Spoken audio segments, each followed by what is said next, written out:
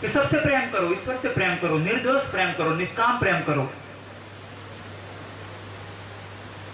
और जब सब में ईश्वर है तो सेवा करो। हम मानते हैं सब में ईश्वर है तो सेवा करो, जरूरतमंद दुखी पीड़ित की सेवा करो और आत्म कल्याण की साधना करो। यहाँ पर आप लोगों में देख सकते हो, हमने जो लोगो बनाया संस्था का, इसमें लिखा कि प्रेम सेवा साधना और वसुधैव कुटुंबकम।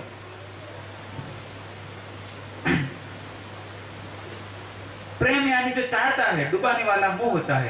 प्रेम डुबाता नहीं है, तारता है।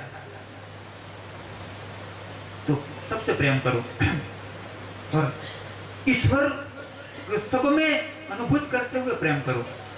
आप में से अनुमान करता हूं कि ज्यादातर या सभी लोग ईश्वर से प्रेम करते होंगे और उसी प्रेम की अभिव्यक्ति के लिए कोई मंत्र बोलता है, कभी कोई स्तोत्र पाठ बोलता है, कोई कर्मकांड करता है, कोई कुछ फूलों का हार पहनाता है, कोई दिया जलाता है, कोई घंटी बजाता है, कोई विधि कर्मकांड करता है, कोई नमाज पढ़ता है, कोई चर्च में प्रे करता है, कोई गुरुद्वारा में जाता है। हमारे प्रेम की अभिव्यक्ति के लिए कुछ न कुछ हम विधि विधानों को अपनाते हैं, किंतु फिर भी मैं अनुमान करता हूं कि हमारा प्रेम प्रबल प्रेम नहीं है। बहुत कम ऐसा चांस होता है, बहुत कम ऐसी परिस्थितियां होती है कि आप सचमुच में ईश्वर को पूर्ण रूप से प्रेम करते हो। एक उदाहरण कहता हूं इस बात को समझने के लिए। आपने लैला मजनू नाम सुना हो, शायद कईयों ने फिल्म भी देखी होगी, जिनके प्रेम की कई किताबें लिखी गई, पिक्चर वालों ने पिक्चर भी बनाए, इस पर कई कहानियां बनी। तो कहानी कहती है कि लैला मजनू से बहुत प्रेम करती थी। एक बार एक कोई फकीर एक जगह घास फूस में लोन या तो घास फूस थी, वहां पर चद्दर बिछाकर नमाज पढ़ रहा था। वो अल्लाह की बंदगी कर रहा था। इस वक्त तेज गति से दौड़ती हुई लैला अपने कीचड़ से छने हुए पैरों को उस चद्दर पर, जिस पर वो फकीर नमाज पढ़ रहा था, उस चद्दर पर पैर रखती हुई चली गई। फकीर ने लैला को देखा। नमाज पूरी करने के बाद वो दरबार में गया, राजा से मिला। राजा से कहा कि वो नादान लड़की लैला, जब मैं नमाज पढ़ रहा था तब उसने मेरी चद्दर पर पैर रख दिया। उसको कड़ी से कड़ी कठोर सजा होनी चाहिए। बादशाह ने लैला को बुलाया।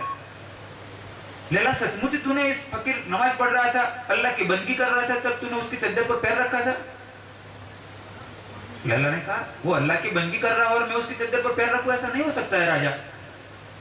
राजा ने कहा, ये फकीर कह रहा है तो कैसा कैसे हो सकता है राजा? मैं लैला मजनू के प्रेम में इतनी दीवानी थी कि मुझे पता नहीं चला कि वहां चद्दर है कि कोई फकीर है कि कंकड़ है कि पत्थर है। और उसको यदि अल्लाह की बंदगी करते पता चल गया कि मैं लैला वहां से जा रही हूं तो सचमुच वो अल्लाह की बंदगी नहीं कर रहा होगा, वो इकड़म तिकड़म में डूबा हुआ होगा। मैं तो एक मजनू से प्रेम कर रही थी, फिर भी मुझे पता नहीं चला, और वो कहता है कि मैं अल्लाह की बंदगी कर रहा था। नहीं हो सकता है।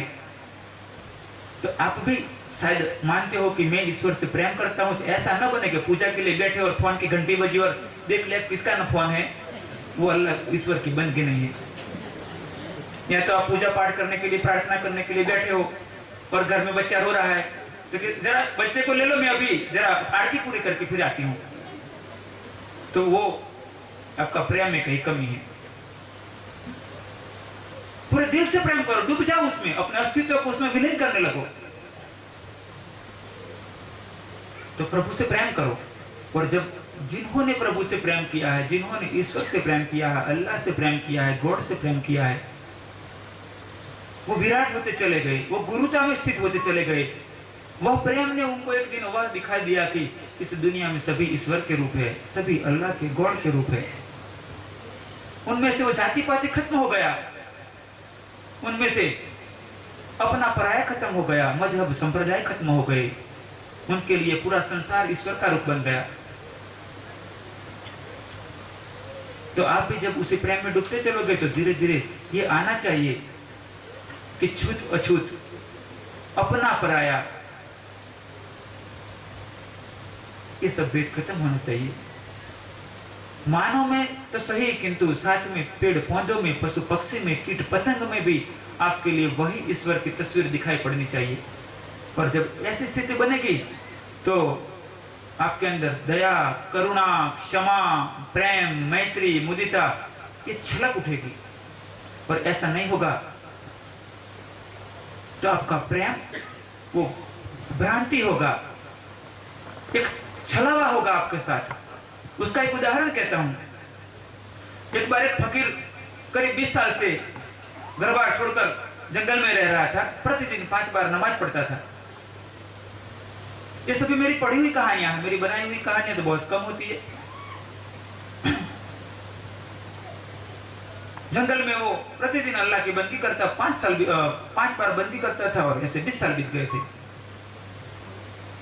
एक बार उसके झोपड़ी के दरवाजे पर एक गांव का आदमी आया, गांव का व्यक्ति आया। उसने कहा कि ए फकीर, मैं आज बहुत भूखा हूं, मुझे कुछ थोड़ा खाना दे दे। फकीर ने उसे देखा, अरे तू गांव का बदमाश, लोगों की पिटाई करता है, लूटफाट करता है, गालियां बोलता है, तुझे तो मैं खाना ही नहीं दूंगा। तो फकीर, मुझे थोड़ा खाना दे दे, मैं बहुत भूखा हूं, निकल यहां से, तुझ बदमाश को मैं नहीं खिलाऊंगा। वो चला गया वहां से। थोड़ी देर के बाद जब नमाज का वक्त हुआ, फकीर ने चद्दर बिछाई, अल्लाह की बंदगी करने लगा। उसको ऐसा महसूस हुआ कि उसको अल्लाह की आवाज सुनाई पड़ती है। उसने कहा कि ये फकीर, वो 20 साल से अपनी बदमाशी कर रहा है, फिर भी मैं उसको जिला रहा हूं, उसको रोटी दे रहा हूं, उसको हवा दे रहा हूं, उसको जल दे रहा हूं, उसको स्वास्थ्य दे रहा हूं, और एक दिन तेरे दरवाजे पर एक वक्त की रोटी के लिए भेज दिया और तू एक टाइम की रोटी नहीं दे पाए। तू इसे, मैं 20 साल से उसमें देख रहा हूं, फिर भी मैं उसको जीवन दे रहा हूं, और एक वक्त की रोटी देने में तूने उसकी बुराई देख ली, तूने उसकी बुराई कर दी। तो शायद वहां पर प्रेम अभी पनपा नहीं है, प्रेम ने अभी अंकुर अपने नहीं किए हैं, अंकुर नहीं निकले हैं प्रेम के। शायद वह प्रेम में कहीं कमियां रह गई है। आप अपने प्रेम में ऐसी कमियां मत रखना। आपको ये दिखाई पड़ना चाहिए कि वो ईश्वर मानव में है, देवताओं में है, पशु पक्षी में है, वनस्पति में है, चांद तारों में है, पृथ्वी में है, जल में है, अग्नि में, वायु में, आकाश में वही ईश्वर है। तो आपका प्रेम सचमुच में एक दिन उत्तम रूप से ईश्वर की शरणागति में परिवर्तित हो जाएगा।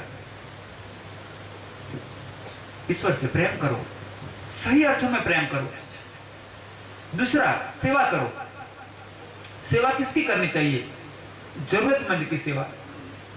जिसको जरूरत है, आवश्यकता है, उसकी सेवा करो। मैं अनुमान करता हूं आप में से ज्यादातर लोग चाहते होंगे हम सुखी हो जाए, अपने बच्चे सुखी हो, अपनी पीढ़ी सुखी हो जाए। आप अपना सुख चाहते हो तो औरों को सुखी करो, दुखी पीड़ित की सेवा करो। कई लोग कहते हैं कि कौन सा दान करना चाहिए, अन्न दान बड़ा दान, ऐसे कई कहते हैं। कई कहते हैं कि जल का दान बड़ा दान। तो कौन सा दान करना चाहिए, कौन सी सेवा करनी चाहिए? जब जो आवश्यकता ज्यादा है उसकी पूर्ति करना, वह सबसे बड़ा दान, वह सबसे बड़ी सेवा। मान लो किसी ने माना होगा अन्न दान बड़ा दान, किसी व्यक्ति बीमार है, उसके पास खाने का तो सब सामान है, किंतु उसको दवा खाने ले जाने वाला, दवाई कराने वाला कोई नहीं है। वो गांव के पास में अपनी कुटिया में अकेला बीमार तड़प रहा है। तो तब अन्नदान से ज्यादा है दवाई का दान बड़ा है वहां पर। एक व्यक्ति जंगल में भटक गया है, उसके पास खाने का सामान है, पानी खत्म हो गया था, प्यास से पीड़ित था, तब जलदान बड़ा दान है। कोई पहाड़ों में रह रहा था, खाने का था, जल की व्यवस्था थी, स्वस्थ था, किंतु ठंड कड़ाके की पड़ रही थी, बहुत ज्यादा ठंड थी, तब ब्लैंकेट या गर्म कपड़ों का दान वो बड़ा दान है। कोई गरीब बच्चा है, उसको पढ़ाई करने के लिए उसके पास किताब नहीं है, नोटबुक नहीं है, और उसको आप नोटबुक किताब की व्यवस्था करते हो, तो वह बच्चे को पढ़ाई में सहयोग करना बड़ा दान है। एक पौधा सूख रहा है, गर्मियों का वक्त है, आपने उसको जल पिला दिया, वो भी जल का दान बड़ा दान है।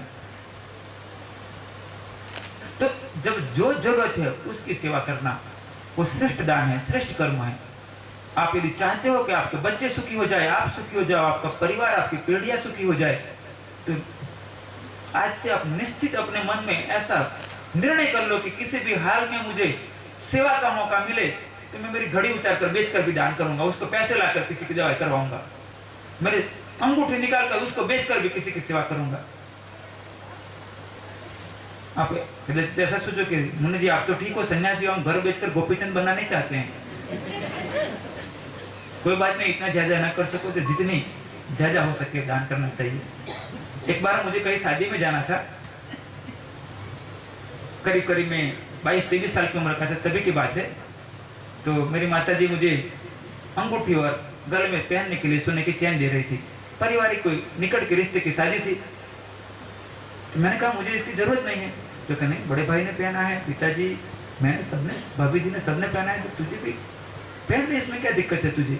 मैंने कहा मैं पहन लूंगा, इसमें दिक्कत नहीं है, किंतु मुझे कोई जरूरत वाला मिल जाएगा मैं अंगूठी उतार कर दे दूंगा।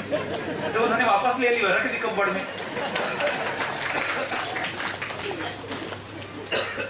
मायानगर का ऐसा ही होता है भाई।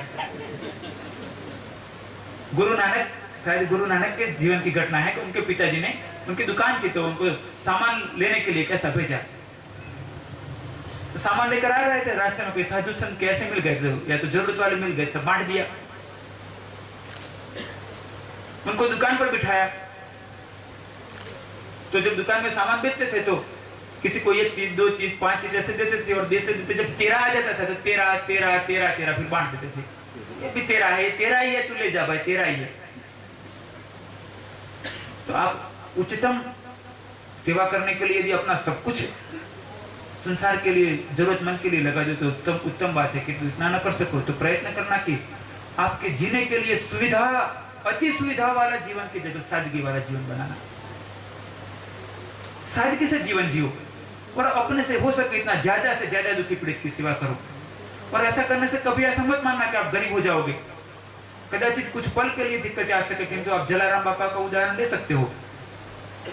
हमारे यहाँ नॉर्थ वाले और कई राज्यों से आए हैं, उनको शायद किसी को पता हो ना हो, हमारे गुजरात में जलाराम बापा हो गए। वो दुखी पीड़ित की सेवा करते थे, अतिथि अभ्यागत की सेवा करते थे, उनके घर पर जो आता था, वहां पर जो आता था उनके घोड़े की सेवा करते थे, उनके बैल की सेवा करते थे। सेवा करते करते अपना घर का सामान बिक गया, खेतों भी बेच दिए गए, आखिर घर गिरवे रख दिया, फिर वो भी बेच दिया। फिर ऐसे कहते थे कि मैं तुम्हारे खेत की घास की कटाई के लिए आऊंगा, मुझे पहले एडवांस में इतना रुपया दे दो, मेरे यहाँ साधु संत या तो जरूरत वाला आने वाला है। और ऐसे सेवा की थी। आज उसी जलाराम बापा के स्थान में जाओगे तो प्रतिदिन 4-5 हजार लोग खाना खाते हैं, और मैंने सुना है कि 10-12 साल से वहां रुपया नहीं लेते हैं, और लोग देते हैं तो वापस भी देते हैं कि आप अपने आसपास कहीं सेवा कर लेना। किंतु वह जलाराम बापा के भक्तों को आप खोज रहा। मैं बहुत कम ऐसे भक्तों को जानता हूँ, नहीं तो मानता हूँ, नहीं तो ज्यादातर जलाराम बापा के सेवा पूजा तो करते हैं किंतु प्रॉपर्टी इकट्ठी करते रहते हैं। जलाराम बापा का भक्त कौन? नहीं कि उनकी फोटो की पूजा करने वाला, उनकी स्तुति करने वाला या वीरपुर जाने वाला, उस सिद्धांतों को फॉलो करने वाला कि जो अपनी संपदा, अपनी क्षमता, अपनी शक्ति का प्रयोग समाज के दुखी पीड़ित जरूरतमंद के लिए करे। और आप ऐसा करोगे तो निश्चित मानना कि आपकी पीढ़ियां सुखी हो जाएगी। शायद आप दिक्कत में जियो किंतु आपकी बेटे या बेटे के बेटे इस संसार में सुखी संपन्न बन जाएगी। क्योंकि कहा है कि दान की जड़ें हरी होती है, दान खेती है, बोओगे तो निकल कर आएगा। तो जरूरतमंद की सेवा करो, प्रभु से प्रेम करो, जरूरतमंद की सेवा करो। और तीसरी बात है आत्म कल्याण की साधना करो। आत्म कल्याण किससे हो सकता है? कर्मकांड करने से शायद बहुत कम, पूजा पाठ करने से शायद बहुत कम, दूर दूर की यात्राएं करने से शायद बहुत कम। आत्म कल्याण के लिए साधना करनी पड़ेगी। और वो साधना मतलब क्या? एक पैर से खड़े रह जाओ 12 साल के लिए? नहीं। खाना पीना छोड़ दो फिर 2-4 महीने के बाद बीमार हो जाओ तो नहीं। आत्म कल्याण की साधना यानी विवेक से अपने तन को शुद्ध करते हुए, अपने मन को निर्मल करते हुए हम अपने उसी ऊंचाइयों को प्राप्त करें कि अमृतस्य पुत्रा। अभी हमने प्रार्थना की कि असतो मा सद्गमय, तमसो मा ज्योतिर्गमय, मृत्यो मा अमृतम गमय। हे ईश्वर, हमें असत्य से सत्य की ओर, अज्ञान से ज्ञान की ओर और मृत्यु से अमरता की ओर ले जाओ। तो आत्म कल्याण की साधना यानी मृत्यु से अमरता तक पहुंचने की साधना।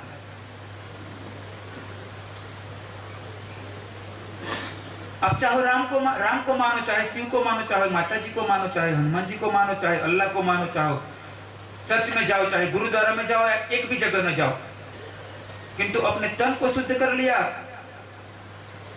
तो आत्म कल्याण का आपने पहला कदम चल लिया। ये अपने करोड़ के 33 मण के हैं, इसमें 33 करोड़ देवता सभी रहते हैं।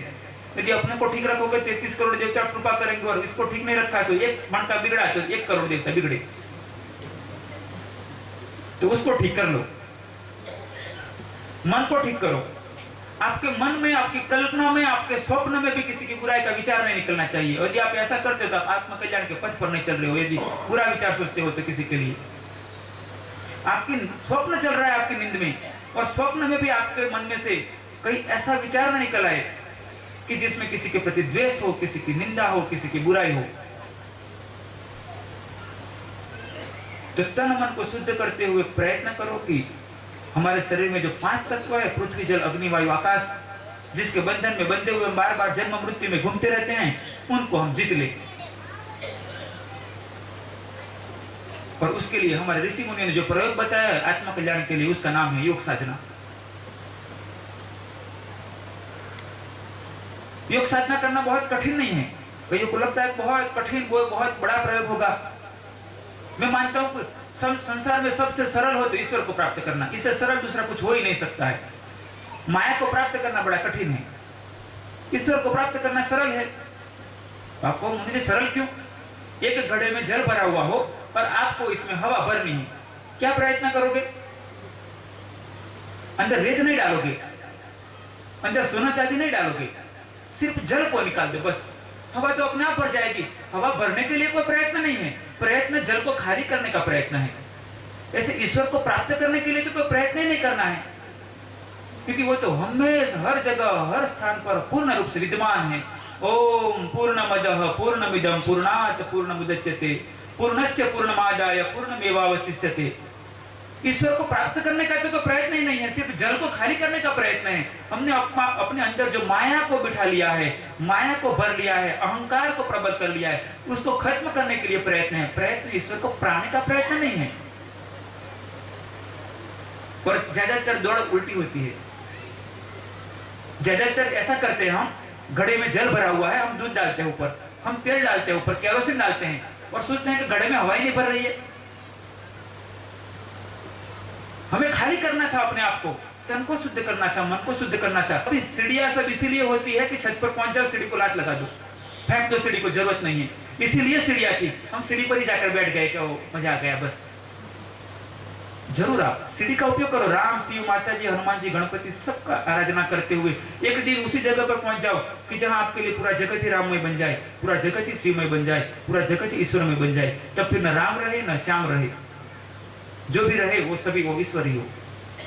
किंतु कहीं हम पकड़ लेते हैं मजहब को, संप्रदाय को, कर्मकांड को, देवी देवताओं को, विधि विधानों को, पर जो छोड़ने के लिए पकड़ना था सीढ़ी को, उस सीढ़ी को पकड़कर हम अपनी यात्रा को वहां अटका देते हैं। तो हम अपने आप को खाली करने का प्रयत्न करें। कभी कभार ऐसा तो मैं 12 साल से उपवास कर रहा हूं, लो बोलो उसने कल्याण किया कि अहंकार बढ़ा लिया। उसको घड़ा खाली करना था तो उसने 12 साल से मेरा उपवास चल रहा है। बहुत अच्छा, आपने घड़े में जल तो था, उसमें थोड़ी रेती और डाल दी, बजरी डाल दी अंदर। और मेरी एकादशी का व्रत 28 साल से चल रहा है, लोग उन्होंने कुछ सोना डाल दिया अंदर। उपवास करो, व्रत तब जरूर करो, बंधन में मत बंधो। यदि 12 साल से चल रहा हूं तो एक दिन तो खोल लो उसको, तो फिर बाद में कहोगे नहीं 12 साल से, नहीं तो इसको भी पकड़ लोगे, फिर वो 12 साल की बात को पकड़कर अपने आप में अहंकार बढ़ा लोगे। सभी व्रत नियम इसलिए होते हैं कि अपने आप को छोड़ पाए, मुक्त कर पाए। यदि कमरे में रहते हैं, बाहर से स्टॉपर बंद किया तो जेल हो गई, और आपने अंदर से स्टॉपर बंद किया तो वो तप हो गया। सभी व्रत नियम इसलिए होते हैं कि हम अपना आत्म कल्याण कर ले, किंतु व्रत नियम से हम इतने बंध जाते हैं। मेरे यहाँ छोटे अंकल आए हुए हैं, रामसेठ जी, मैं 9वीं कक्षा में पढ़ रहा था, तो एक बार मैं अपना गुजराती में खड़ू कहिए, खड़ू शब्द गुजराती का है, वो होता है कि घर के पीछे या खेतों के अंदर जहां बैल को घुमाकर चावल का जो भूसा होता है, इसमें चावल को अलग किया जाता है या तो दाने को अलग किया जाता है। तो मैं वहां पर खड़ा था, वो खेत में से आ रहे थे और छोटी आंटी से, चाची से कह रहे थे कि आज शनिवार का उपवास था, शनिवार में उपवास हो, और मैंने दाना डाल खा ली, तो आज अब मैं खाऊंगा नहीं। बोलो वहां पर भगवान देख रहे होंगे कि पृथ्वी लोक में, भारत देश में, गुजरात राज्य के पंचमहल में इस सरसन गांव में शनिचर के दिन उन्होंने दाना की दाल खा ली है, अब खाना खाएंगे तो शनिचर का उपवास का उनको पुण्य नहीं मिलेगा। जनरल हंसने की और सीखने की बात है। हम कैसे बंधे हुए हैं। व्रत नियम इसलिए रखो कि आत्म कल्याण हो जाए। व्रत नियम में बंद मत जाओ, फंस मत जाओ। आत्म कल्याण करो, और आत्म कल्याण का उत्तम शुरुआत करनी है तो प्राणायाम करो। कोई मुझे पूछेगा मुनि जी मुझे नवचंदी पूजा करनी है और आप कह रहे हो प्राणायाम तो क्या करो, तो नवचंदी को रख ले तो कोई बात नहीं, माता जी प्रसन्न रहेंगे, प्राणायाम करो। मुनि जी मैंने जन्माष्टमी के दिन बड़ा उत्सव रखने का आयोजन किया और आप कह रहे हो प्राणायाम करो तो मैं क्या करूं, तो कोई बात नहीं, कृष्ण भगवान प्रसन्न नहीं, आशीर्वाद देंगे, प्राणायाम करो, क्योंकि प्राण प्रबल होंगे तो सभी देवी देवता आपके अंदर ही है। मुनि जी मुझे वैष्णो देवी जाना है और आप तो कह रहे हो प्राणायाम करो, तो दोनों में से क्या करना चाहिए, प्राणायाम करो। मुनि जी मेरा 15 साल का व्रत है चल रहा डाकोर जाने का, अंबाजी जाने का, और आप प्राणायाम कह रहे हो तो फिर क्या करूं मैं। छोड़ो व्रत को, सब चिंता छोड़ो, वो देवी देवता सब आशीर्वाद देंगे, प्राणायाम करो। मन को शुद्ध करो, प्राण को प्रबल करो। किंतु हम नियमों में इतने बंधे हुए, हम मानते हैं कि वो देवी देवता हिसाब रखते हैं। 12 साल 1 महीना, 12 साल 2 महीना, 12 साल 3 महीना, और हम इसमें बंध गए हैं। हमने अपने आप अपने बाहर की कुंडी लगवा दी, स्टॉपर लगवा दी, और हम इसमें फंस गए। अब एक बिल्ली का छोटा बच्चा था, कमरे के अंदर था, धागे का एक गोला पड़ा हुआ था, दोरानो गुचड़ू पड़ेलो हतु, जड़ो पड़ेलो हतु, दोरा मिटेलो। वो बिल्ली के छोटे बच्चे ने खेल खेल में उस धागे का जो गोला था उसको लात लगा दी, इसमें से कुछ दोरा खुलने लगा, फिर से लात लगाई, फिर से लात लगाई, वो खुलने लगा। ऐसे करते करते दोरा कुछ उसके पैरों में फंस गया, फिर भी वो आगे पीछे होने लगा, तो पूंछ में कुछ दोरा फंस गया, धीरे धीरे उसके गले में, शरीर पर फंस गया। वो बिल्ली का बच्चा वहां गिर पड़ा, अब वो चिल्ला रहा है, वो परेशान है। ऐसे ही हम सब इस माया के संसार के अंदर कर्मकांड विधि विधानों में इतने उलझते चले जाते हैं, इतने उलझते चले जाते हैं, बंधे हुए हैं। मुनि जी आज तो मेरा पूनम का व्रत है तो मैं क्या करूं, फंस गया बेचारा। गांव में गरीब है, बीमार है, दवाखाने ले जाना है उसको, किंतु उनका पूनम का व्रत टूट जाएगा ना, इसलिए वो बीमार को आज दवाई में नहीं ले जा सकते। ऐसा करो ना आप, रमेश भाई तुम ले जाना, आज मैं नहीं आ सकता हूँ। वो व्रत कल्याण करने वाला है कि हमें बांटने वाला है। आपको यदि दिखाई पड़ता है कि पूरे जगत में वही ईश्वर ही घूम रहे हैं, तो अपने व्रतों की अकड़ पकड़ न रखते। व्रत जरूर करो, नियम में रहना चाहिए। बंधी हुई नदी समुद्र तक पहुंचती है, बिखरा हुआ पानी तो बिखर जाएगा, तो नियम व्रत की जरूरत है। किंतु उस व्रत से भी जब जरूरत हो किसी की सेवा की, किसी के कल्याण की, परमार्थ की, तो व्रत को उसी वक्त भूल जाओ। मैं भी योग साधना करता हूँ, किंतु जब परमार्थ का वक्त आता है, जब सर्व कल्याण की वक्त आता है, तो मेरा साधना का सिस्टम छोड़ देता हूँ। तो हम प्रयत्न करें कि आत्म कल्याण की साधना के लिए योग साधना करें।